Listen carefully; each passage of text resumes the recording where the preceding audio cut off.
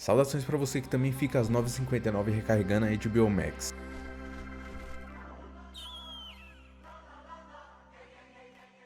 Vocês podem me chamar de Cal, eu sou parte aqui da Fortaleza da Solidão, e hoje eu vou falar sobre o episódio 2 da segunda temporada de Pacificador. Bom, de início eu já queria começar falando também um pouco sobre o humor dessa temporada, que eu vi muita gente criticando. E, de fato, eu tô sentindo que eu tenho uma questão com o humor dessa temporada. Não que eu não esteja gostando nem nada do tipo, mas é que eu acho que ele é um humor que não tá clicando comigo em alguns sentidos. E eu tenho até uma dúvida se não é um humor que tá sendo muito localizado, um humor muito norte-americano, muito estadunidense, que não tem tanta conexão com a gente acaba não entrando muito nisso. Mas tem um personagem aqui que, pra mim, ele é meio que o avatar disso, mas também é uma faca de dois gumes, porque ele acaba sendo meio universalzão demais, que é o personagem do Flurry, o interpretado pelo Tim Middle. Porque ao mesmo tempo que eu sinto que muitas das piadas que ele solta são meio locais, meio, realmente, muito estadunidenses, ele acaba tendo aquele arquétipo meio universal do tiozão, que é o falador de besteira e que deixa você desconfortável, mas ironicamente também é meio magnético, assim, quando você vai ver ele em cena.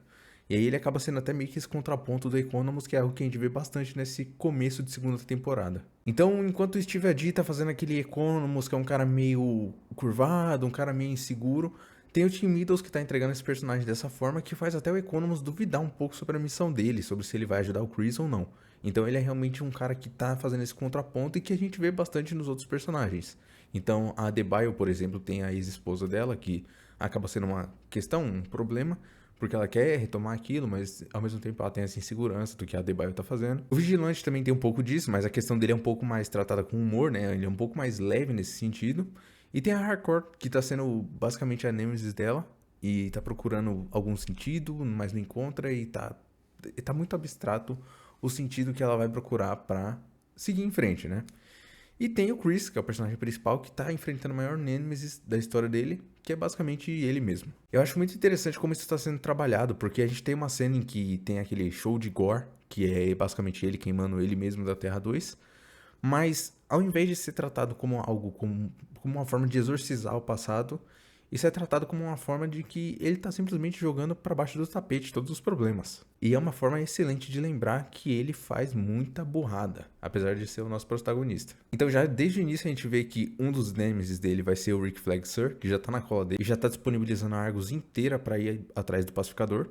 A gente tem o Aug Smith e o Keith da Terra 2, que provavelmente vão vir atrás dele, caso descubram o que aconteceu. E eu acho que no final isso pode gerar um paralelo até bem interessante, porque a gente vai ver o pacificador sendo perseguido por dois pais que amavam seus filhos. Então o Rick Flag e o Aug da Terra 2, pelo menos por enquanto, eles são representados como esses caras que realmente gostavam dos seus filhos, que eles tinham ali uma empatia, um sentimento positivo pelos seus filhos. Algo que o pacificador principal nunca teve direito a ter, e aí acaba entrando nessa dualidade. E a gente vê que realmente o pacificador ele tá sendo demonstrado como um personagem que quer melhorar, mas ele ainda não é maduro. Então, na primeira decepção, ele abre o celular da Terra 2 com foto da ex, da crush da Terra 1, ou ele faz uma festinha cheia de loucura, ou ele usa uma droga, ou ele abre o portal para a Terra 2 e tenta fugir dos problemas. E é uma discussão até interessante porque fala um pouco sobre o tema de sobriedade, né? Porque o James Gunn ele levanta bastante essa bandeira sobre as pessoas se manterem sóbrias e tudo mais. E eu acho que é bem interessante, tematicamente falando, você ter o seu personagem nesse sentido, meio se jogando pra baixo, meio se sentindo mal e tentando fugir de qualquer forma. A gente já vê que tem dois personagens protagonistas totalmente diferentes, né? Enquanto o Superman é um cara que enfrenta seus problemas e fala, o pacificador ele simplesmente faz loucura e torce para que tudo dê certo. E é bom porque o texto também não entra numa questão moralista. Então, você sabe que ele tá fazendo errado, você sabe que ele tá recorrendo a meios errados para tentar superar as coisas, mas não existe um julgamento ali. Você vê que esse personagem em algum momento vai melhorar. Ou não, sei lá. E falando de James Gunn, aqui a gente já viu a direção de outra pessoa. Então o Greg Mottola, lá do Superbad, ele dirige esse episódio e vai dirigir o próximo. E a gente vê que ele realmente ele manda bem na ação. Eu acho que realmente não é o foco dele. Se você for ver os outros filmes da carreira, ele se envolve um pouquinho com a ação, mas não é tão o foco dele. Mas você vê que ele manda muito bem. Então realmente ficou muito legal. E eu acho que ele consegue lidar com alguns momentos mais intimistas muito bem também. Então toda aquela questão da festa no terraço acaba sendo um momento muito legal pros personagens. E tudo dá a entender que esse próximo episódio do Mottola vai ser focado nessa ideia do Chris realmente assumindo a Terra 2 e metendo o louco, vivendo um Rick and Morty da vida.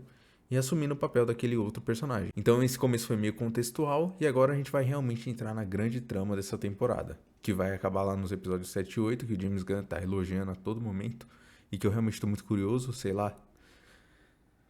Nesse nível de promessa eu espero no mínimo um Superman, um Batman ali no final, mas vamos lá, vamos torcer por um texto bom. E se vier o Batman ou o Superman, vai ser só um presentinho, uma cerejinha em cima do bolo. Mas e vocês? Estão gostando até agora? Eu vou falar pra vocês que eu tô gostando bastante de ver esses tópicos que eu tô citando sendo um pouquinho mais aprofundados. Eu acho que essa temporada tem um potencial muito grande de realmente cavucar esses personagens. E eu acho que vai ser legal. Mas comentem aí, o que vocês estão achando até agora? O que vocês acham que deve acontecer? Qual que deve ser a grande coisa do episódio 7 e 8 que o James Gunn tá tanto prometendo? Lembrando que nós estamos falando semanalmente sobre Pacificador.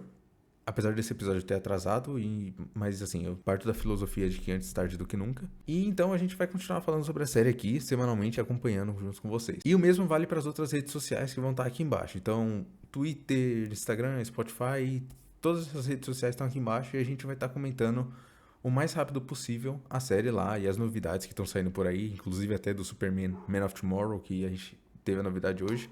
A gente vai estar falando por ali de um jeito mais direto pra vocês. E é isso, galera. Nós nos vemos na próxima e paz pra todos aí.